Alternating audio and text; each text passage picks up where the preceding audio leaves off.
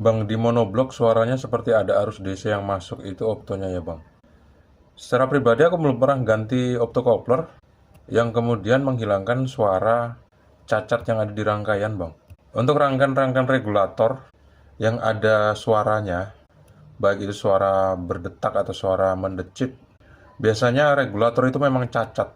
Dan biasanya terjadi karena IC driver PWM-nya yang rusak atau memang cacat.